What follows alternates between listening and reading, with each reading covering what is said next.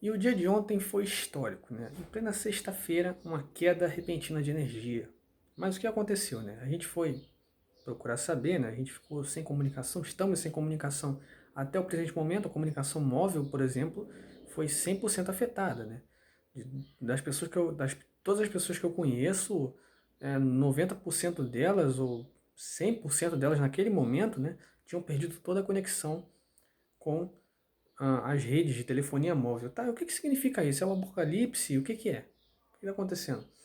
Bom, gente, segundo o G1, né, eu estou me baseando aqui nos fatos do G1, né, aconteceu uma falha técnica na subestação de Furnas, né, no Rio de Janeiro. Então eu já vi, olha, tem mão federal aí, tem coisa errada aí, né? E a gente vê que a gente tenta fazer um paralelo, né, com a situação que o país está vivendo hoje, né? Que é desabastecimento, desabastecimento de água, no caso, né? Secas, né? Nós estamos passando por um período de seca terrível, né? Quase que no Brasil todo, praticamente, né? Isso está ocasionando essas queimadas aí. Em alguns biomas que possuem ali a sua baixa umidade, né? Naturalmente. Bom, o fato é que, já puxando para outro assunto, né, o governo tem que ter medidas ali para conter isso. Se ele sabe o que acontece, a gente tem que fazer alguma coisa para evitar que aconteça. Porque é fato que essas queimadas estão se intensificando justamente por conta do agravamento do efeito estufa. Lembrando, efeito estufa é algo natural, tá, gente? É algo natural. Só que ele vem se intensificando com a emissão dos gases de estufa, que a gente já sabe muito bem. A gente já conhece essa história, a gente está careca de saber disso, né? A gente estuda isso há anos, né? Há anos. Todo cidadão formado hoje, né? Formado em ensino fundamental, ensino médio, sabe disso, tem conhecimento disso. Mas o fato que aconteceu ontem, né, que algumas pessoas aqui na região da Baixada Fluminense estão sofrendo até agora, né, com essa queda de energia, essa queda repentina. E olha, eu tô aqui só para especular mesmo. A gente não sabe exatamente qual foi a causa dessa queda de energia, né? A gente não sabe. E foi uma queda na transmissão. Foi na transmissão. Se for na subestação de Furnas, né, onde vem a alta tensão, daí passa, chega aqui nos nossos transformadores e é reduzido para baixa tensão, que são os tradicionais 127, 220 volts, tá? Para quem não sabia, isso é considerado baixa tensão, tá? Por mais que humanamente falando seja algo perigoso já, né, mas é baixa tensão, tá? É baixa tensão. Enquanto que nas torres de transmissão, nós temos ali uma questão de milhares, uma ordem de grandeza de milhares de volts, tá? Então, foi lá o problema. Foi lá que aconteceu o problema. E daí eu já estava especulando, eu falei, cara, se o problema foi lá, então aconteceu alguma coisa pesada, alguma coisa grande, né? Que a gente não sabe exatamente o que foi, né? A gente não sabe o que foi. Ontem mesmo o poste aqui na frente pegou fogo, né, outro poste. E por que eu gravo esse tipo de vídeo? Por que eu estou comentando a respeito disso? Por que eu acho tão importante? Primeiro porque é relevante para a sociedade, né, como um todo, porque quase o Rio de Janeiro inteiro ficou sem eletricidade, quase, tá? Alguns municípios ali não ficaram, mas bastante gente ficou no Rio de Janeiro sem eletricidade, ou foi afetado por um pico de luz, alguma coisa assim, né? Ninguém passou batido, quase o Rio de Janeiro inteiro ficou sem eletricidade, né? E é relevante, muito relevante também o tempo, né, que demorou para chegar. Enquanto que, veja a importância disso, porque nós temos diversas concessionárias ali. Tem a Energisa, a Enel, né, a Enel e a Light, né? Ou seja, são três concessionárias reportando o mesmo problema. Ou seja, evidentemente, né, o pessoal das Furnas já reportou, já disse que o problema realmente foi lá, né? Mas não divulgaram mais detalhes, né? Não disseram mais detalhes. E até onde a gente sabe, né, a Eletrobras não está muito bem das pernas, né? Já estão falando em privatização e não sei o que lá. E Furnas é uma subsidiária da Eletrobras, tá? Para quem não sabe, a malha elétrica do país é federal, tá? Ou melhor, é estatal, né? Então, qual que é o problema nisso, João? Na verdade, não tem problema nenhum, tá? Não tem problema nenhum em ser estatal. Eu até defendo que o sistema permaneça público. Mas o que acontece? A empresa está mal das pernas. É isso que eu estou tentando dizer. A empresa está mal das pernas e é preocupante. É algo preocupante. Eu não sei exatamente, né, o que está acontecendo. Só vim aqui mesmo conversar um pouquinho, especular um pouquinho com vocês. Eu quero saber também a opinião de vocês, o que está acontecendo aí, né? Voltando aqui com esse canal, Caçador de Marajás, né?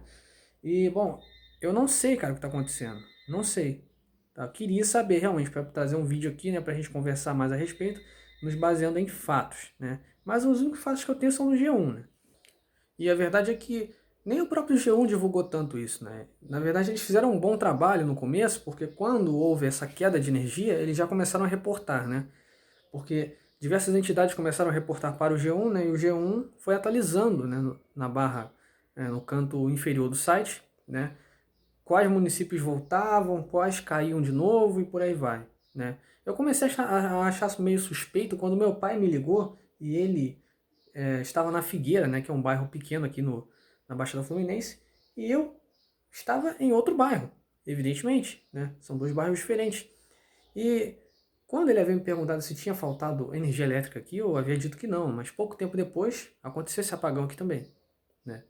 Então, ora, já comecei a me preocupar, já comecei a pensar, poxa, não, então foi um problema generalizado, foi uma coisa que não foi local, né? Não foi local. Por mais que aqui o poste tenha pegado fogo, essa não foi a causa desse problema, né? Não foi a causa. E é um cenário meio que apocalíptico mesmo, né, cara? Um cenário um pouco apocalíptico, um pouco estranho, né? Um pouco estranho de vivenciar, que nos lembra um pouco anos 80. Eu tava conversando com um amigo meu e disse, cara, por mais que eu não tenha nascido nos anos 80, não tenha vivenciado os anos 80, né? Eu sou da virada do milênio, por mais que eu não tenha vivenciado, eu vejo bastante propaganda, vejo bastante coisa daquela época, né? E me intero bastante nessa época. Época da hiperinflação, né? Época da moratória que o Brasil deu, né? Com a FMI, enfim, esses contextos históricos, né? E naquela época, na LFHC, por exemplo, isso aí já foi depois dos anos 80, nós tivemos alguns apagões, né? Alguns apagões, justamente, se eu não me engano, por falta de água, né? Se eu não me engano, foi por falta de água. E também desinvestimento, né? Desinvestimento, que é um problema. E agora você pega o contexto atual. Naquela época, a gente não tinha uma crise cambial. Hoje a gente tem uma crise cambial. O que é uma crise cambial? O dólar nas alturas. Descontrolado, volátil. O real se tornou uma moeda volátil, né? Por isso que chegou a se tornar a pior moeda do mundo em 2020, né? Chegou a esses patamares, né? Agora está em terceiro lugar, quarto lugar, se não me engano. Depende do instituto que faz essa avaliação. Mas isso tem impactos negativos na nossa economia. A gente sabe muito bem disso. Porque o Copom, né, a Comissão de Política Monetária do Banco Central, né, que faz essas reuniões a cada, se não me engano, 45 dias, né, para definirem a taxa básica de juros, a Selic. Né, eles vão lá e definem a taxa básica de juros, que é, a grosso modo, quanto vale o dinheiro, basicamente. Né. Ali eles controlam a oferta de dinheiro na economia, na sociedade. Controlam ali a oferta de dinheiro. Né. Se a minha taxa de juros está muito alta, né, se a taxa de juros do país está muito alta, nós temos ali uma política chamada de política contracionista, né, que é basicamente incentivar as pessoas ali a guardarem, né, dinheiro. Não é bem guardarem dinheiro, né, a investirem o seu dinheiro, né, melhor dizendo. Tá? É um desincentivo à gastança, né, é para você parar de gastar e começar né, é, a fazer render o seu dinheiro. Né?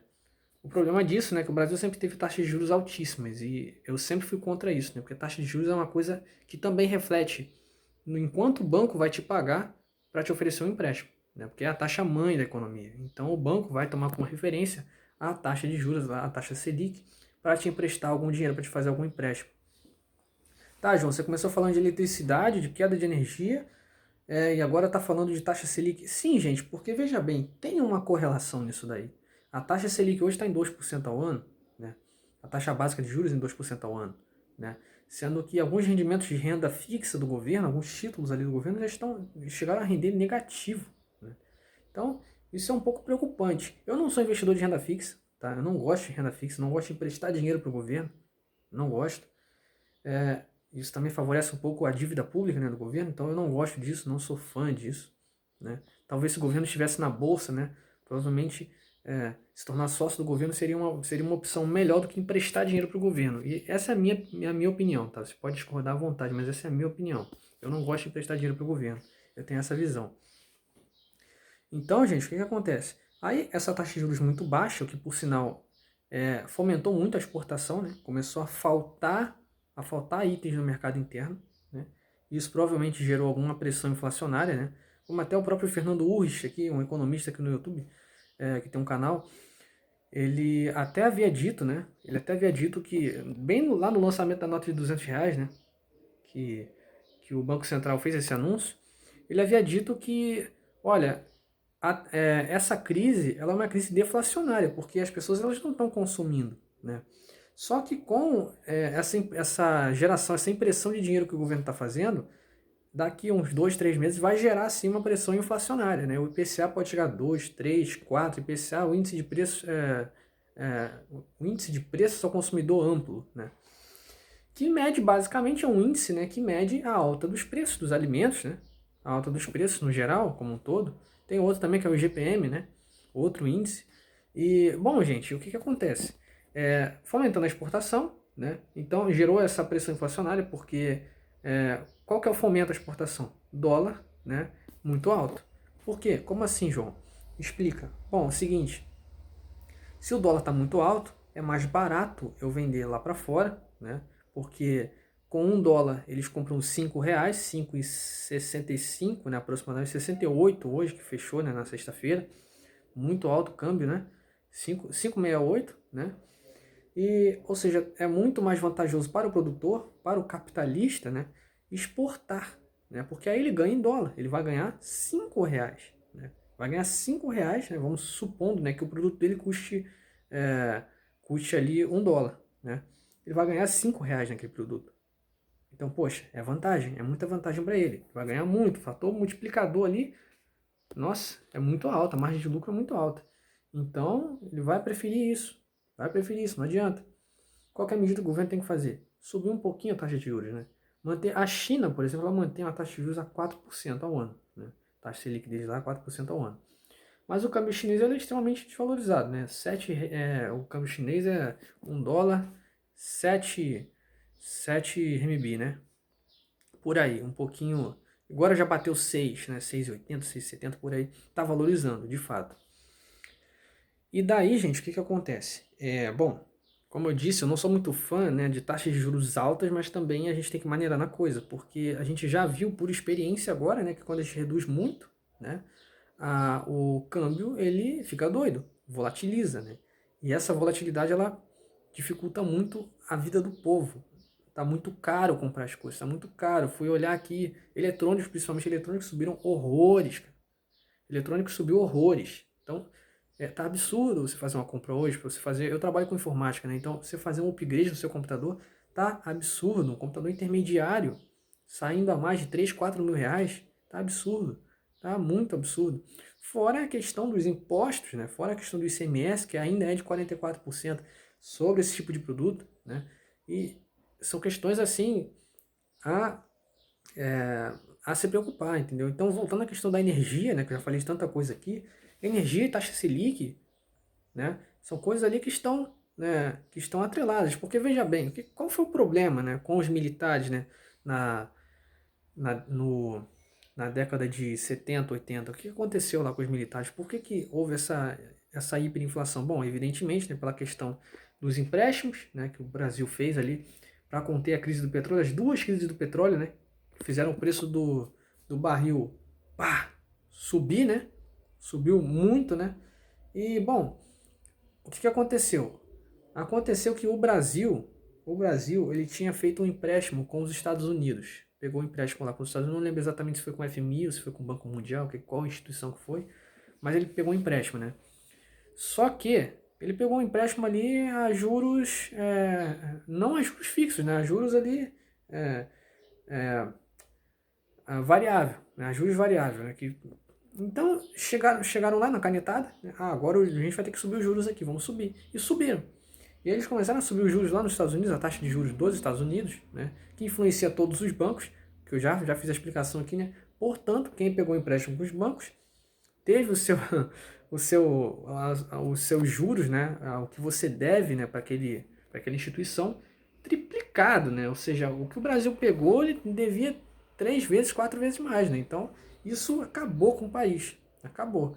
Algo que eu realmente discordo, porque naquela época a gente deveria ter seguido uma forma mais racional, como a Inglaterra fez, né? Que é propor alternativas, né? Vamos andar de bicicleta, vamos reduzir um pouco o consumo de petróleo, né? E esperar, porque essas crises elas acontecem, né? Igual agora com arroz, né? Vamos dar uma paradinha, né? Vamos parar um pouquinho de comer arroz, né? Vamos dar uma reduzida, porque logo, logo, isso é temporário, cara. Logo, logo isso vai passar, tá? São altos e baixos. O petróleo não ficou negativo no começo do ano. O barril de petróleo foi a menos $10, ou seja, quem achava petróleo estava devendo, né? Quem achava petróleo não queria estocar petróleo, queria pagar para as pessoas tirarem o petróleo dali, entendeu?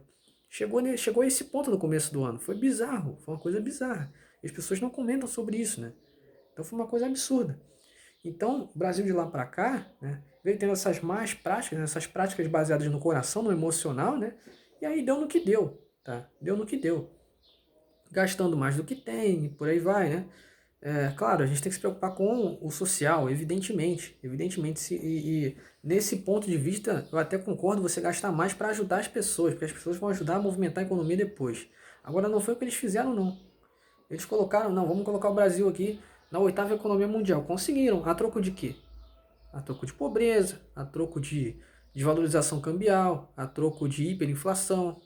De fato, conseguiram, né? Conseguiram.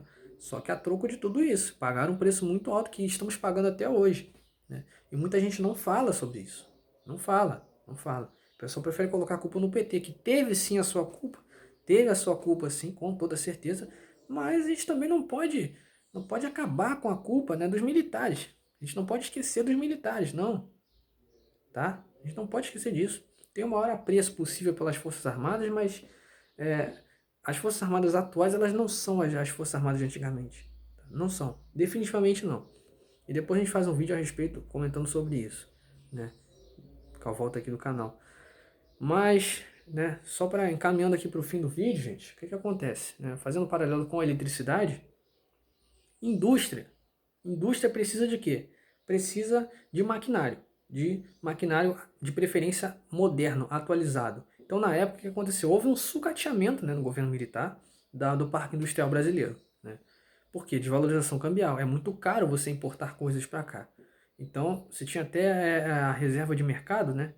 Onde aqui, de fato, é uma ideia boa, né? É uma ideia boa que você fechava alguns mercados, né, de tecnologia para desenvolver o setor de informática aqui dentro, né? Só que infelizmente isso não deu certo. Isso não deu certo, tá? Porque praticar esse tipo de protecionismo, cara, eu acho muito, muito burro, entendeu? Uma coisa burra. Porque a gente perde produtividade com isso.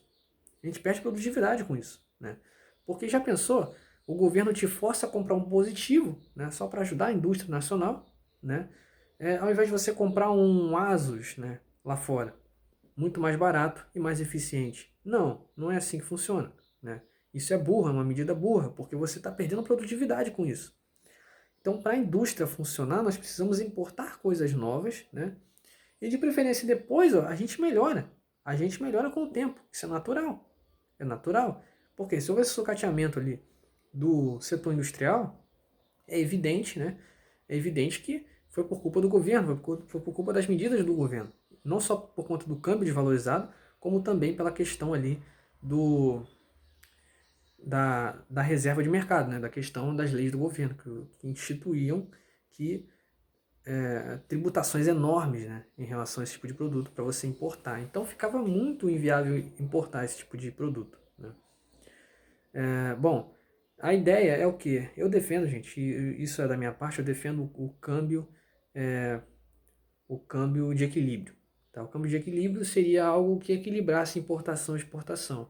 Algo como 2,70 ou 3,20, algo assim, um dólar, né, que fosse tranquilo, né, um dólar ali, né, aceitável. Né? A gente tem que fazer uns cálculos ali e ver quanto que daria a taxa de juros para manter isso. Né? Porque aí você atrai investidor estrangeiro, porque infelizmente aqui no Brasil a gente atrai dólares fazendo com que estrangeiros comprem títulos de renda fixa do governo. Eu acho que não deveria ser assim, né? Acho que a gente deveria incentivar o setor industrial e atrair estrangeiros para cá através do setor industrial, né? E não do setor especulativo, porque isso faz crescer dívida pública. Isso é outro problema, tá? Então, cara, com o dólar caro, eu vejo esse problema assim de Furnas, da Eletrobras, só piorar, tá? Só piorar, porque você não tem dinheiro, você não tem incentivo, né? Não só dinheiro, né, claro, mas você também não tem incentivo, né? Nem por parte dos gestores, nem por parte do governo, nem por parte de ninguém a comprar material lá de fora. E aí o que é melhor? Não, faça uma reflexão aqui agora. O que é melhor? Você fechar o país, né? Fechar o país da importação, né? Você não pode comprar nada lá de fora e você tem que desenvolver uma tecnologia aqui dentro que, por sinal, é uma ideia boa, mas a gente tem que conciliar isso, tá? A gente tem que conciliar e ver o que é melhor, né? Agora, nessa hipótese, de um lado, todo mundo fica sem energia usando tecnologia arcaica. Do outro, a gente restaura a nossa energia e desenvolve a indústria aqui paralelamente a isso. Qual que é melhor? Né? A gente ficar sem energia e ficar refém de um sistema arcaico, ou a gente importar tecnologia e desenvolver a nossa indústria aqui, com tecnologia importada e depois fazendo a nossa própria tecnologia baseado nessa tecnologia importada, investindo em pesquisa. Faça uma reflexão. É isso aí, um abraço e nos vemos em breve.